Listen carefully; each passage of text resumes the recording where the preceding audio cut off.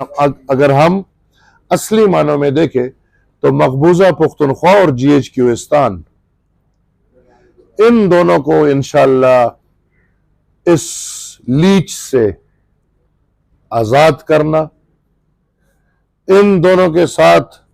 माशी तौर पे, समाजी तौर पे, तारीखी तौर पे जो मनफी किरदार अदा हो रहा है, इंशाअल्लाह अगर और कुछ नहीं कर सकते, हमारा काम बात करना है, वो बात इंशाअल्लाह सरेआम खुलेआम होगी। मैं आज अपनी तरफ से अपने वालिद जनाब असफंदार वली खान साहब की तरफ से और अपने पूरे घराने की तरफ से तमाम उन बुजुर्गों का, अकाबरीन का, उन सब मेहमानों का जो हर नजरिए से थे, हर मकतब फिक्र के लोग थे, बल्कि पूरी दुनिया में जो लोग हमारे साथ, मेरे ख़ानदान के साथ हमारे गम में शरीक हुए, मेरे वालदा के गम में शरीक हुए, मेरे अपने पार्टी के वर्कर्स, मेरे अपने पार्टी के लीडर्स जो आज तक मेरे साथ मेरे वालदा के गम में शरीक हुए, आप सब जो मेरे साथ शरीक हुए, आपका मशकूर हूँ, सबका शुक्रिया अदा करता हूँ। और बिल्कुल ये एक बहुत मुश्किल दौर था और है जिससे हम गुजरे हैं या गुजर रहे हैं, और इस गम से जो लोग गुजरे हैं शायद उनको ये अंदाजा होगा। लिहाजा मैं ये समझ रहा था कि मैं ये 40 दिन कोई सियासी एक्टिविटी ना करूं और मैं अपनी वालदा के जो आखिरी रसूमात हैं उन पे तवज्जो दूं और अपने फ़राइज़ अंजाम करूं और उनकी और अपनी सबकी बख्शिश के लिए वक्त दूं। आज चूंकि सब को पता है 40वां हो गया और मशकूर हूँ आज भी सबका जो शरीक हुए हैं मेरे साथ इस चेलम में, तो मैंने सोचा कि एक ब्रेक आया है और इस ब्रेक में चूंकि सियासत तो रुकती नहीं है, जिंदगी रुकती नहीं है, दुनिया ने रुकना नहीं है। हाँ, अगर हमारी जिंदगी रुकी हो सकती है, लेकिन इर्द गिर्द मामलात रुके नहीं है और वो उसी तरह चल रहे हैं। तो मैंने समझा कि मैं इस ब्रेक के बाद या इस सोग के बाद आगाज दोबारा से वली बाग से आप लोगों के थ्रू करूं। कुछ अहम बातों की तरफ सीधा जाना चाहूँगा। जैसे आप देख रहे हैं अभी भी बारिशों का सिलसिला जारी है और बारिशों ने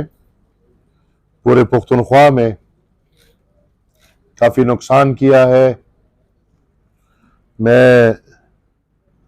नहीं समझता कि पुख्तनख्वा की कोई रहनुमा या हुकूमत है या पुख्तनों की कोई हुकूमत या नुमाइंदगी है, लेकिन मैं अपनी कौम से ये अपील करूँगा कि जिन पे भी इन बारिशों में या सैलाब की वजह से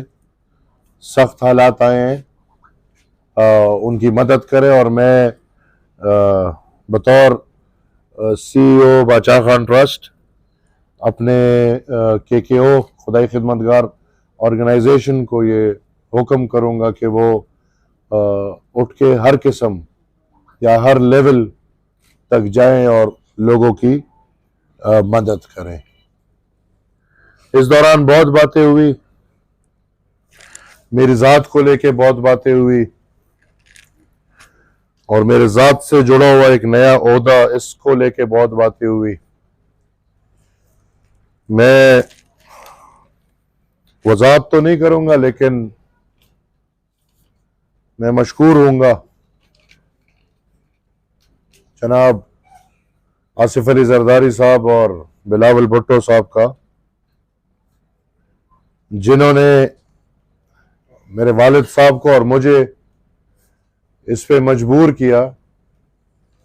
कि मैं अवामी नेशनल पार्टी की नुमाइंदगी, बल्कि मेरे ख्याल में वो इस पे जोर दे रहे थे कि मैं मजलूम कौमियतों की नुमाइंदगी कर सकूं। और उनका वालिद साहब के साथ बहस ही ये था कि ये जो वकालत है ये हमसे बेहतर कोई कर नहीं सकते, लिहाजा उन्होंने वालिद साहब को मनाया। लोगों ने बड़ी बड़ी बातें की। मैं आज on the face of it कहता हूं, अगर मैं उस तरफ से होता तो मुझे बड़ी ऑफरें मिली हैं। मुझे इलेक्शन के बाद पार्टी के लिए गवर्नरशिप की ऑफर मिली है, मुझे इलेक्शन के बाद वजारतों की ऑफरें मिली हैं, मुझे इलेक्शन के बाद पार्टी के लिए, पार्टी को इलेक्शन के बाद इसी तरह सेनेट में नुमाइंदगी की ऑफरें मिली है। लेकिन अल्हम्दुलिल्लाह वो ऑफरें मैंने ठुकराई हैं। मैं अगर आज सेनेट में बैठा हूं तो मैं अवामी नेशनल पार्टी बलूचिस्तान के अपने वर्कर्स का मशकूर होना चाहिए मुझे कि मैं उनकी बदौलत आज सेनेट में बैठा हूं। और खुशकिस्मती है या बदकिस्मती है, लेकिन तारीख में पहली दफा बलूचिस्तान जैसे सूबे से ऐसे हालात में आया हूं कि मुझे किसी ने वोट नहीं दिया। अब इस पे मेरे साथ कोई कितना भी बहस करना चाहे, हर हद तक बहस करने को हम तैयार हैं कि मैं सेनेटर बनाऊं, लेकिन मुझे एक भी वोट नहीं मिला। वो एक फार्मूला बना और वो फार्मूले में इत्तेहाद बना। उस इत्तेहाद में अवामी नेशनल पार्टी और पीपल्स पार्टी के इत्तेहाद में ये एक सीट हमें मिला। और अल्हम्दुलिल्लाह आज मैं फख्र से, फख्रिया तौर पे ये कह सकता हूँ कि मैं अपनी पुख्तून कौम, और एक जिम्मेवारी जो एडिशनल है कि पुख्तून कौम की तो नुमाइंदगी हमारे खूनों में है, हमारे रगों में है, जिंदा होंगे मरेंगे इंशाल्लाह, यही बात लबों पे होगी। लेकिन अब एक एडिशनल जिम्मेवारी है कि इंशाल्लाह पुख्तूनों के साथ साथ, अब चूंकि नुमाइंदा बलूचिस्तान से आया हूँ तो इंशाल्लाह इसमें भी मजा आएगा कि अब मैं एक की जगह दो जगह की वकालतें लड़ूंगा और इंशाल्लाह बलूचिस्तान और पुख्तूनख्वा बल्कि